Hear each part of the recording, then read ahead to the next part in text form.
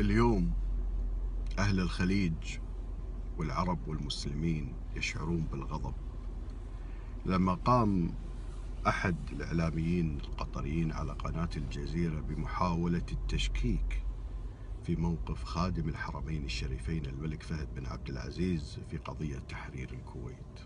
المملكة العربية السعودية خشيت أن تكون السعودية بعد الكويت، ولذلك قال الملك فهد يا نبقى سوا يا نروح سوا. الله يرحمك يا الملك فهد.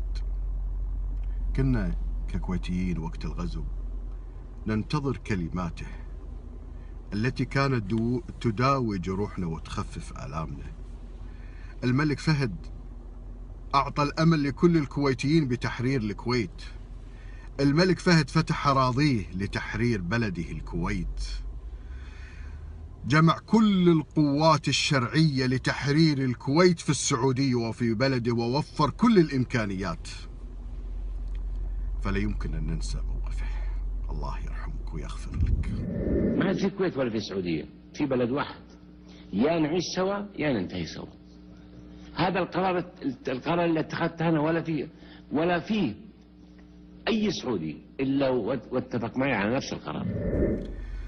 والملك فهد مواقفه كثير على الأمة العربية والإسلامية. لذلك أنا على يقين أن الشعب القطري لا يمكن أن يرضى بما قال هذا الإعلام.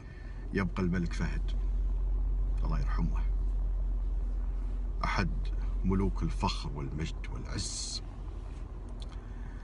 وبإذن الله الشعب السعودي سيأخذ حقه من هذا الإعلامي ومن هم على شاكلته. سينتهون. أسأل الله أن يحفظ المملكة والكويت وكل دول الخليج والمحبين للخير، وقريبا نهاية كل المرتزقة الإعلامية. واسمحوا لي هنا أيها الإخوة أن أقول كلمة حق للتاريخ إن اجتماعنا اليوم في الكويت وفي التاريخ المحدد له قد تحقق أولا بفضل الله الواحد الأحد،